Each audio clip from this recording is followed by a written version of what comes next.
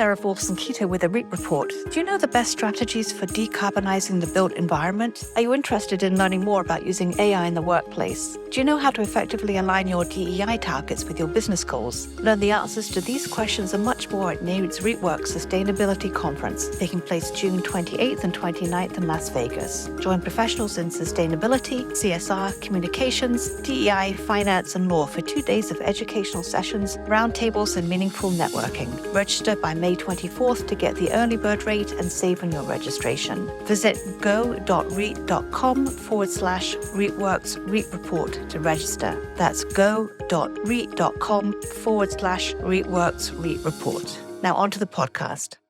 What's most important is that what we've done confirms that it can be done, and that when you are looking to start something, then you realize that starting is, in fact, the hardest step, if you will.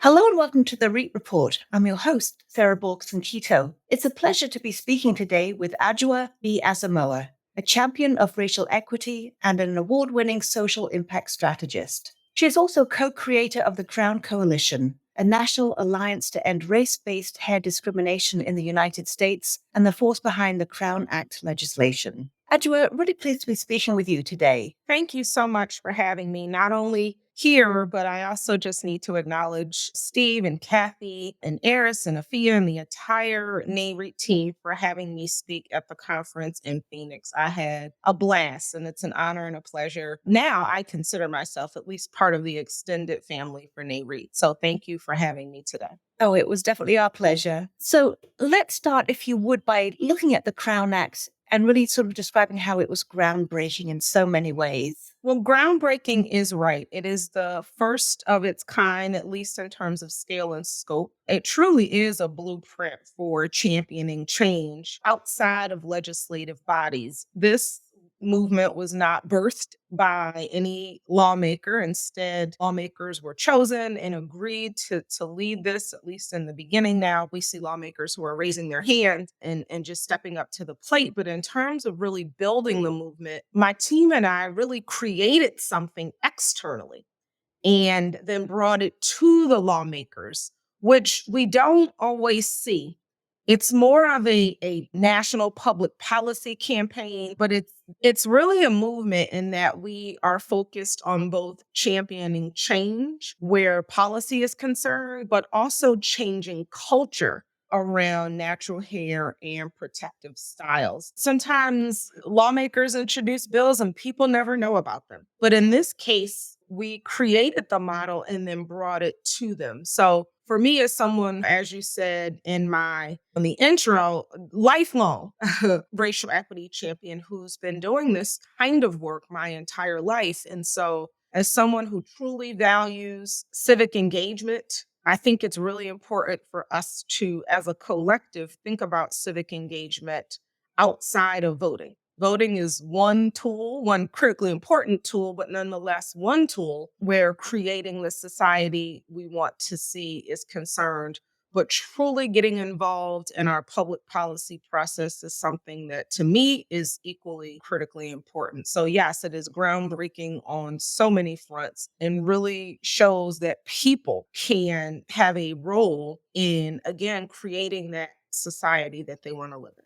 So how do you think that effort can serve as a blueprint for others who are looking to champion gender or racial equity initiatives? I think it confirms that it can be done. Once you go through sort of my steps, and usually this is a masterclass, so I'm only sharing this with you and now my extended Nareit family. You go through steps when you're looking to create change. I am an applied behavior analyst by training, so this is just the way my brain works. You go from problem identification, so what is the issue that you are trying to solve? And then you conduct your research, you look at what's been done, if anything, and you do an in-depth analysis of what's been done or, again, not.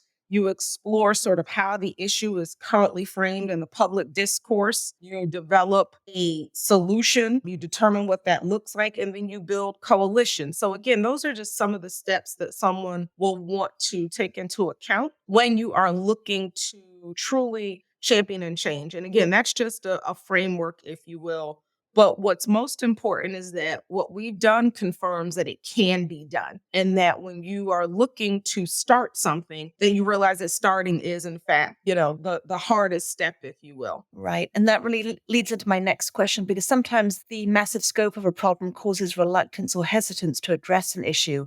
So, what do you say to people, companies, or even entire industries when they're just beginning to tackle some of these overarching social issues? To do it. I know that sounds cliche, but it's real. Sometimes we'll see commitments made on the diversity, equity, and inclusion front, and folks will have lofty mission statements and visions that are focused around truly championing diversity, equity, and inclusion, but they don't commit to it. They don't commit the people power to actually achieve the goals, and then they don't commit the resources. And so for companies in particular, I think you have to actually make the commitment and it be more than just lip service. So we're not talking about just verbalizing your commitment to doing it, but your work environment, your climate and culture. People should know that you are committed to doing that, and you should build that inclusivity around championing the change. That is not something, and I talked about this when I was at the conference in Phoenix. You don't just think about change in the context of your C-suite. Leadership where championing change is concerned can't be thought of as something exclusively for the CEO or the president. It is truly everyone's job. And so change can start at any level. And again, when you're thinking about championing change, within a complex organization, I just want to reiterate and underscore the need for all members of an organization or even an industry to really just realize that it is everybody's responsibility and not just the responsibility of those at the top. And can you talk a little bit about the importance of coalition building when it comes to achieving substantive and sustainable progress within an industry? Absolutely. Coalition building is invaluable. It is one of the things, can really add force to your movement. There's a song, and I'm dating myself a little bit, but the song goes something to the effect of, I'm a movement by myself, but I'm a force when we're together. And it speaks to the power of the collective. And so when building out the coalition with my co-creators, I went to friends who are leading organizations that I'd worked with wearing other hats. So I work at the intersection of policy and politics. I'd formed a number of relationships doing the work that I've done for so many decades. And so I was able to call on people, given my credibility in this space, to stand with me. I was literally building a plane and flying it at the same time. Folks say that, but we were literally doing exactly that. And so, again, coalition building is just truly invaluable. You have to think beyond, however, your own network. At least I did. So leveraging your network, definitely, but thinking about who else may care about this issue. So say, for example, you are, I don't know, your issue is around addressing cruelty to dogs. You would obviously think about, and again, this is just an example, you would obviously think about other dog lovers, but you might also think, cat lovers, just because there may be some alignment that is not explicit to your particular issue, but, there may be some commonality there. So for me, tapping those relationships that I have personally, that I cultivated over the years, was something that was a given for the Crown Coalition, the NAACP, and Legal Defense Fund, and National Action Network, and, Doug Sigma Beta Sorority Incorporated, and so many others, because I belong to a number of organizations. Despite them being imperfect, I believe in the power of organization, and I work in a number of organizations. And so I think that tapping into those organizations are crucial. But again, just back to your point about the importance of coalition building, collective power is like no other. And so I truly encourage people to think about finding commonality with other people to strengthen your position when you are trying to champion change. Great. And finally, is there anything else you'd like to share with our listeners in terms of other issues that you're watching at this time, or where you expect to be spending most of your energy in the months and years ahead? Well, I live an assignment-based life, and so I take on things as I see them, and I think I can add value and that I think are important to moving the needle, specifically for groups of people who have been historically and systemically marginalized. And so I leave space in my life for things that I don't already know about in terms of what the needs are in the movement. However, I will clearly see the Crown Act passed as federal legislation. I will see that through to fruition. The Crown Act is like my baby. It is something that I have nurtured since conceptualizing the idea to change the law back in 2018 and developing the legislative and social impact strategies for it and truly leading this work nationwide, not as a lobbyist because I'm not one, but as an advocate and a strategist and a policy architect and so many other hats, or dare I say crowns, that I wear. So seeing the Crown Act through to fruition on the federal front in terms of passage is something that I will always do. However, there are other issues, again, that I care about. I care deeply about actualizing racial and gender equity. We move the needle, but we know that those things are only real when race or gender can no longer predict outcomes or how resources are allocated. And so I truly want to not just advance those causes, but to achieve them. But the thing that I would like to leave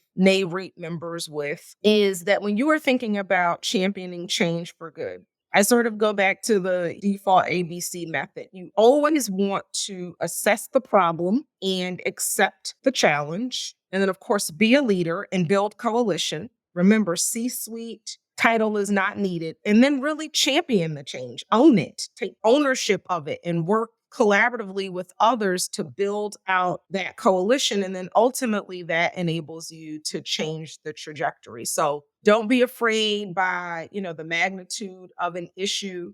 Think about doing so very strategically. The Crown Act movement is a masterclass, a blueprint, if you will, in being strategic. I just have to lift the name of one of my co-creators who really worked on the marketing strategy for this campaign. Her name is Orlena Wonka Blanchard, and she is my partner in all things good.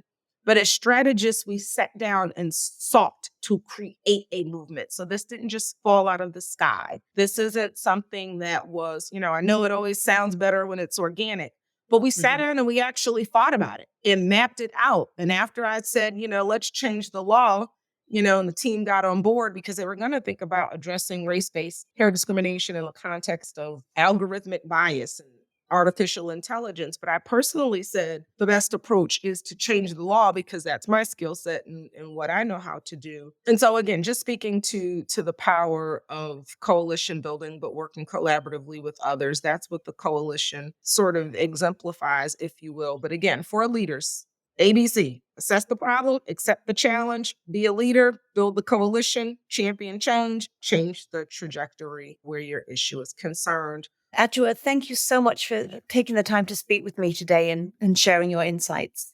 Thank you so much for having me. I truly appreciate the opportunity. And to our listeners, if you enjoyed this episode of the podcast, please subscribe or leave a review on your favorite podcast platform.